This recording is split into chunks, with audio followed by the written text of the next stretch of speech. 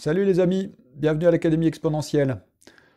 Alors, pour commencer, je voulais remercier les habitués de la chaîne. Les abonnements montent régulièrement, les vues aussi, et je vous remercie. Par contre, pas de pouces. Alors, si vous pouviez mettre des pouces, ça serait super sympa. Pour les nouveaux et pour ceux qui regardent les vidéos sans s'abonner, bah écoutez, n'hésitez pas à le faire, c'est le moment, et je vous remercie beaucoup de le faire. Alors aujourd'hui, je me lance un défi qui est de publier non plus une vidéo comme chaque semaine depuis un moment, mais deux vidéos. Alors pourquoi? Ben parce que je veux évidemment continuer à vous publier des vidéos au niveau Mathsup avec pour l'instant des intégrales et puis on va bientôt switcher sur un autre sujet. Et puis, étant donné que le bac arrive à grands pas, hein, c'est dans un peu plus de 2 mois, j'ai vu ça aujourd'hui, c'est 1 mois et 10 jours, hein, ça commence le 20 mars. Donc, j'ai décidé de faire chaque semaine une vidéo de préparation au bac, et aujourd'hui, c'est la première. Alors, si vous êtes en sup, en spé, ou si vous avez déjà le bac, ben, sans doute que ça ne vous intéressera pas, mais dans ce cas-là, prévenez vos petits frères, prévenez vos petites sœurs, prévenez vos amis, tous ceux qui préparent le bac cette année, eh bien, une vidéo sur deux, chaque semaine, ça sera pour la préparation du bac jusqu'au jour du bac. Voilà. Euh, alors, si vous êtes en terminale, eh bien, dans ce cas-là, suivez-moi et on se lance le défi ensemble de préparer le bac de maths en faisant chaque semaine un exercice d'un sujet. Et aujourd'hui, nous allons commencer par un sujet de l'année dernière, bien sûr, sujet 2022, de centre étranger. Alors, sans plus attendre, sans perdre de temps, on va passer à notre tableau. Alors, premièrement, vous avez peut-être besoin de l'énoncé du sujet. Alors, si vous ne savez pas où on trouve les énoncés de sujet, ben, je vous montre ça tout de suite. Alors, vous allez sur votre moteur de recherche préféré et vous tapez sujet, maths, APMEP. Alors, APMEP, ça veut dire Association des professeurs de mathématiques de l'enseignement public. Vous faites entrer et vous allez arriver ici, par exemple. Alors là, on arriverait directement sur l'année 2022, mais sinon, vous voyez, vous pouvez regarder là. Ça vous montrera tous les sujets qu'ils ont. Alors, par exemple, ici. Donc là, vous arrivez sur les sujets 2022. Sinon, si vous regardez par là, normalement, vous devriez avoir... voilà, là, si vous allez sur cette page-là, donc vous voyez, c'est APMEP, Anal, Terminal, Général. Vous avez ici tous les sujets de 97 à 2020, et puis comme le bac a changé depuis 2020, c'est maintenant l'enseignement de spécialité, il n'y a plus de bac S, bac ES, etc. Donc du coup, vous avez ici les sujets 2022, donc vous voyez, il y a 19 sujets, et puis les sujets 2021. Alors, à noter que j'ai déjà corrigé sur la chaîne les sujets de la métropole. Donc les sujets de la métropole qui sont ici, vous voyez, métropole Antilles-Guyane, donc 11 mai 2022, 12 mai 2022. Ces deux-là sont corrigés sur la chaîne. Donc si vous allez farfouiller dans les playlists, vous allez trouver playlist vidéo bac 2022. Et vous pourrez donc regarder ça si ça vous dit. Et puis il y a aussi deux sujets de 2021. Deux ou un, je sais plus. Non, je crois qu'il n'y a qu'un seul sujet de 2021 que j'ai fait sur la chaîne et que vous pouvez regarder aussi. Nous, ce qu'on va faire aujourd'hui, c'est celui-là, Centre étranger 12 mai 2022. Donc, bah, c'est pas compliqué, hein, vous cliquez dessus, vous savez ça mieux que moi, et puis ça vous envoie là-dessus. Vous pouvez télécharger votre sujet et vous l'imprimez si ça vous dit. Voilà. Donc, on va passer dès maintenant à notre tableau pour résoudre ce sujet. Alors du coup, nous aujourd'hui, on s'attaque à l'exercice 1. Alors, si vous n'avez jamais vu de sujet de bac, donc vous avez une page d'en-tête sur lequel on vous dit le bac que vous passez, le numéro du sujet, épreuve d'enseignement de spécialité, et lisez quand même, jetez un œil à ça. On vous dit le sujet comporte 4 exercices, et le candidat en choisit 3 parmi les 4, et il ne doit traiter que ces 3 exercices. Alors c'est pas toujours le cas, mais en tout cas dans ce sujet-là, c'est ça. Donc, quand vous recevez votre feuille, lisez quand même cette en-tête, parce que si jamais vous devez faire que 3 exercices sur les 4, ça ne sera pas la peine de stresser que vous êtes en retard, et de vouloir faire 4 exercices. Chaque exercice est noté sur 7 points, le total sera ramené sur 20 points, et puis les traces de recherche même incomplètes ou infructueuses seront prises en compte, c'est-à-dire que si vous avez vaguement des idées, mais que vous n'arrivez pas exactement au résultat, eh bien vous pouvez toujours noter ça sur votre copie, ça peut vous faire des points. Ensuite, alors nous on attaque l'exercice 1, donc sur 7 points. Cet exercice est un QCM. Alors les QCM c'est assez fréquent dans les sujets de bac maintenant. Pour chacune des questions suivantes, une seule des 4 réponses proposées est exacte. Et puis, on vous dit, une réponse incorrecte, multiple, absence de réponse, ne rapporte ni n'enlève aucun point. Ça veut dire, en particulier, que même si sur une question où vous n'avez pas trop idée de la réponse, bah écoutez, tentez un truc, vous aurez toujours une chance sur 4 d'avoir un point, et si jamais c'est faux, ça ne vous enlèvera pas de points, donc vous n'en risquez rien. Pour répondre, indiquez sur la copie le numéro de la question et la lettre de la réponse choisie. Aucune justification demandée, donc évidemment, ne perdez pas de temps sur votre copie à essayer de justifier les réponses de QCM. Alors, nous commençons avec le petit 1 de l'exercice 1. On nous donne une fonction, f de x égale x sur exponentielle x, et on nous demande de calculer sa dérivée. On vous propose 4 réponses. Alors, vous allez calculer cette dérivée. Vous voyez que c'est une fonction de la forme u sur v. Vous allez appliquer la formule de u sur v que vous connaissez, u'v plus uv', moins uv'. Ça commence bien, si je commence à me gourer dans les formules. Moins uv' sur v carré. Vous calculez ça, c'est très simple, et vous allez trouver que la bonne réponse est la réponse C. Je ne vous fais pas le calcul. Vous pourrez de toute façon prochainement télécharger le PDF de correction, mais franchement, c'est pas un calcul bien compliqué. Vous allez pouvoir faire ça et trouver la réponse C.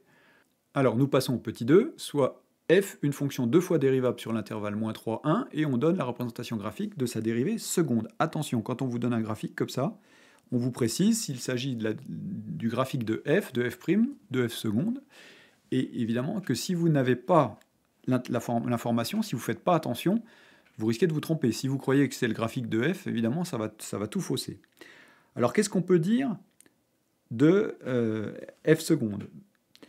On peut dire que sur cette partie-là, entre moins 3 et moins 1, f seconde est positive, puisque la courbe est située au-dessus de l'axe des abscisses. Et puis entre moins 1 et 1, f seconde est négative. Du coup, qu'est-ce que ça veut dire? Si on regarde la dérivée première, ça veut dire que la dérivée première, qui est, je vous rappelle, la dérivée seconde, c'est la dérivée de la dérivée première. Donc, du coup, comme la dérivée seconde est positive sur moins 3,1, la dérivée première est croissante. Et puis, comme la dérivée seconde est négative sur moins 3,1, la dérivée première est décroissante. Et on sait aussi que ça correspond à la fonction f. Alors là, c'est pour f', et là, c'est pour f. F est convexe ici, et f est concave là. Puisque la fonction f est concave quand la dérivée première est décroissante ou quand la dérivée seconde est négative, et convexe quand la dérivée première est croissante et que la dérivée seconde est positive. Du coup, avec ce petit décryptage d'énoncé, on va regarder ce qui peut aller. La fonction f est convexe sur l'intervalle moins 1, 1. Non, sur moins 1, 1, on a dit que c'était concave, donc c'est pas le A. Petit b, la fonction f est concave sur l'intervalle 0, 2. Non. Sur moins 2, 0, pardon. Non, sur moins 2, 0, la fonction f, elle est un bout convexe, un bout concave, donc ça va pas. Petit c, la fonction f' est décroissante sur l'intervalle moins 2, 0. Non, puisqu'on voit qu'elle est décroissante sur moins 2, moins 1, et croissante sur moins 2, moins 1, et décroissante sur moins 1, 0. Donc ça va pas non plus. Donc forcément, c'est cette réponse-là qui doit être juste. Alors, la fonction f' admet un maximum en x égale moins 1. Alors oui, ça colle, puisque on a vu que f' est croissante jusqu'à moins 1, décroissante après. Donc du coup, le maximum est bien atteint en moins 1. Donc la bonne réponse pour cette question 2, c'est la D. Alors, question 3. On considère la fonction f définie sur R par f de x égale x au cube exponentielle moins x au carré. Alors, on nous propose des primitives. Alors on nous dit grand F est une primitive de petit f sur grand R, et on nous propose des formules, 4 formules différentes pour grand F de x. Alors ici, je vais vous donner ça en exercice pour la semaine prochaine, parce que ce sont des dérivés. Alors vous faites attention, ce sont des dérivés de la forme à chaque fois u fois v. Donc vous appliquez évidemment la formule u fois v prime égale u'v plus uv'. Et puis, vous faites attention que la dérivée de la fonction exponentielle moins x carré, c'est une dérivée d'une fonction de style exponentielle u. Les dérivées des fonctions exponentielles u, c'est u' exponentielle u, formule du cours. Du coup, ici, u' c'est quoi? Alors, c'est la dérivée de moins x carré, c'est-à-dire c'est moins 2x. Donc, moins 2x exponentielle de moins x carré. Donc ça sera la dérivée d'exponentielle de moins x carré. Puis ensuite, vous appliquez votre formule u'v plus uv', vous simplifiez, vous factorisez, vous rassemblez vos termes, et vous regardez ce que ça donne. Alors la semaine prochaine, je vous donnerai les corrigés de ces 4 dérivés. Pour cette semaine, je ne vous donne pas ça, je vous laisse faire les calculs.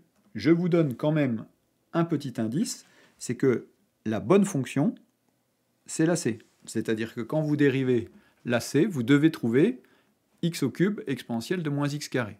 Ça vous donne déjà une indication si vous vous y prenez bien. Faites les 4 calculs, ça va vous entraîner à calculer des dérivés, ça sera très bien. Alors ensuite, petit 4, que vaut la limite quand x tend vers plus l'infini de exponentielle x plus 1 sur exponentielle x moins 1? Alors qu'en pensez-vous?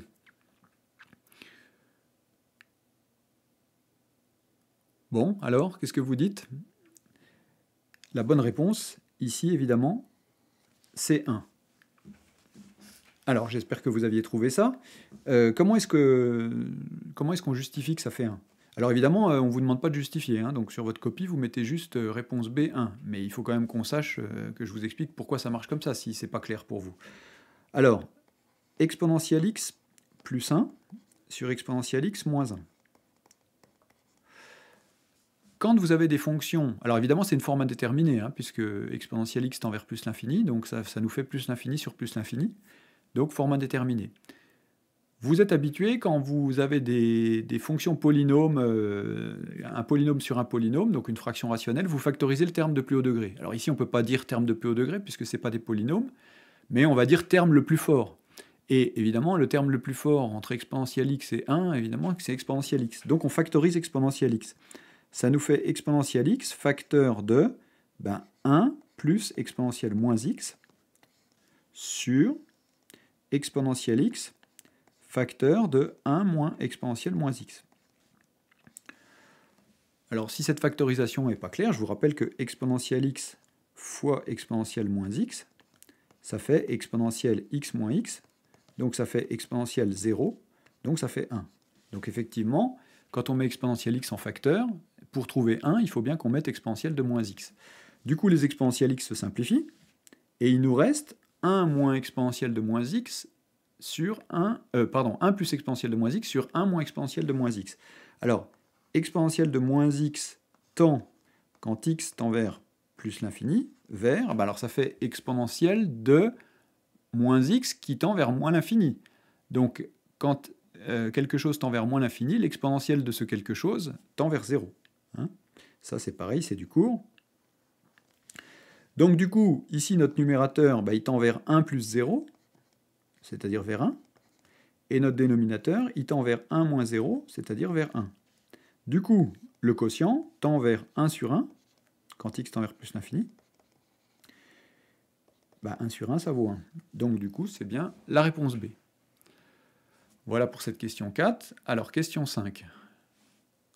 On considère la fonction f définie sur R par f de x égale exponentielle de 2x plus 1. La seule primitive grand F sur R de la fonction f telle que f de 0 égale 1 est la fonction. Alors, on nous propose 4 fonctions. Pour ces 4 fonctions, on cherche celle qui est d'abord une primitive de petit f, et ensuite qui vérifie grand F de 0 égale 1.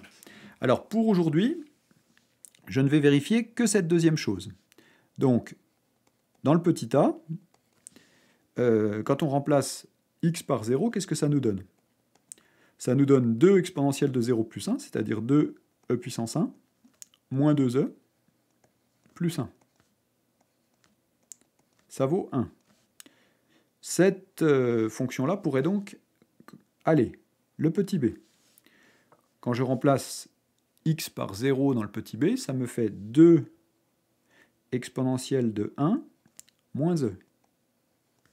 Donc ça fait 2e moins e, donc ça fait 1e, donc ça fait e, quoi. E n'est pas égal à 1. E, vous le savez, c'est la base de l'exponentielle, ça vaut environ 2,718, donc c'est pas égal à 1. Donc cette fonction-là ne peut pas coller. Le c.